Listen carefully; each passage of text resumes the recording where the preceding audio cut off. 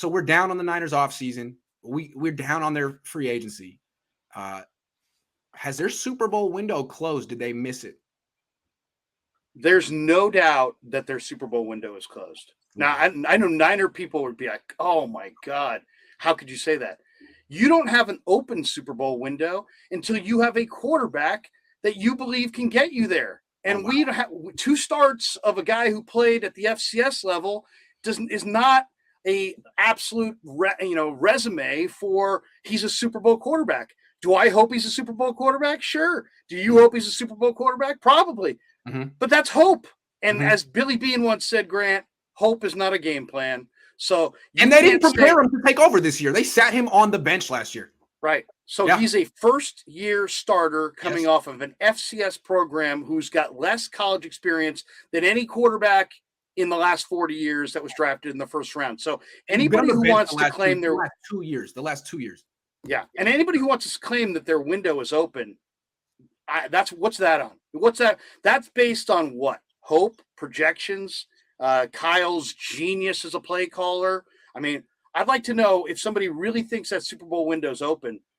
Make your argument. Make your argument, because I'd love to hear it. You've got a defensive line that just lost DJ Jones. Right. You just lost your absolute rock of a left guard. Your offensive line's pretty mediocre, to be totally honest. You lost all your speed from your offense. You don't have that vertical threat at receiver. You got several holes that need to be filled, and you got a first-year starter at quarterback. So the Super Bowl window for the Lance era hasn't opened yet, but the Super Bowl window that was open under the Jimmy era is officially closed.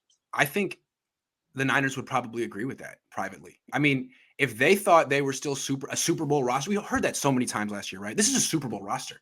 This is a championship roster. And so that's why we have to sign all these veterans. That's why we have to play Josh Norman, because you can't trust a rookie. Now, all of a sudden, it's all about getting younger.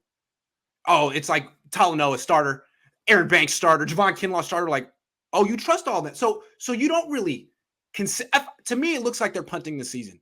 Like, they're still technically contenders, but they're not going to do anything crazy to go over the top because they don't really see themselves as having that window. I think what's interesting is next year they could have the window. Like, if they start Trey Lance this year and he improves and they go in the playoffs and they finally get rid of Jimmy Garoppolo, they should have a lot of cap space next year and they could make a push. But, like, what's Kittle going to be like next year?